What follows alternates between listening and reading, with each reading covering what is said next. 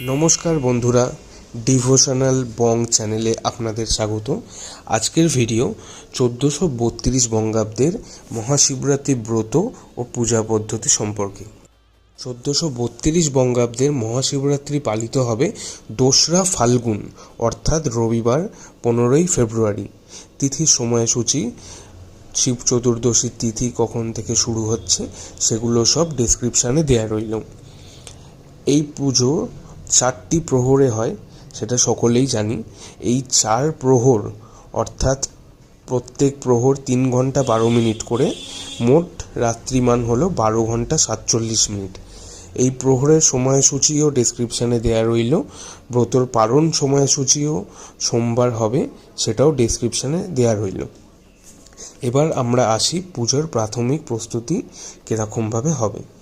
উত্তরমুখী হয়ে আসনে বসুন, ত্রিপুণ্ডক তিলক ধারণ করুন, রুদ্রাক্ষমালা পরিধান করুন, আচমন ও শুদ্ধাচার সম্পন্ন করুন, তাম্রপাত্রে সূর্যকে অর্ঘ্য প্রদান করুন। এবার গণেশ আদি পঞ্চদেবতার পূজা করে শিবলিঙ্গ ও দেবী গৌরীর পুজো শুরু করবেন। ধ্যান মন্ত্র: গণেশ ধ্যান মন্ত্র ওং গাং গণেশায় নমঃ, শিব ধ্যান মন্ত্র ওম নমঃ শিবায়, মহামৃত্যুঞ্জয় মন্ত্র ওম ত্র্যম্বকম যজামহে সুগন্ধিম পুষ্টিবর্ধনম উর্বারুকমিব বন্ধনাম মৃত্যুমোক্ষিমমৃতম। গৌরী মন্ত্র ওম গৌর্যে নমঃ। প্রত্যেকবার দেবতার পুজোয় তাদের প্রণাম মন্ত্র পাঠ করতে হবে। 4 প্রহরের বিশেষ অভিষেক বিধি আছে, সেগুলি প্রত্যেকটা প্রহরে আলাদা আলাদা দ্রব্য দিয়ে শিবলিঙ্গকে অভিষেক করতে হবে।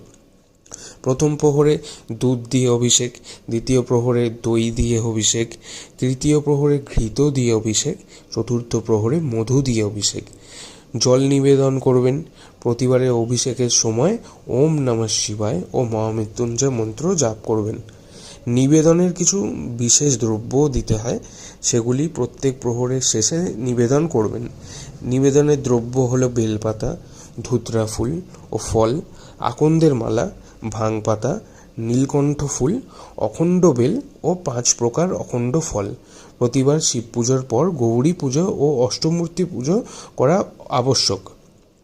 বিশেষ কিছু কমেন্ট আমার কাছে এসেছিল যে 4 প্রহরে যারা পুজো করতে পারবেন না তারা কি করবেন। 4 প্রহরে পুজো করতে না পারলে একেবারেও পুজো করা যায়। উপবাস রাত্রিতে ভঙ্গ না করে পরদিন সকালে পালন করাই উত্তম। ব্রত পালন করলে শিবের কৃপায় দুঃখ, দারিদ্র্য ও পাপ ক্ষয় হয়, এমনটাই বর্ণিত আছে। হর হর মহাদেব শেয়ার করতে ভুলবেন না।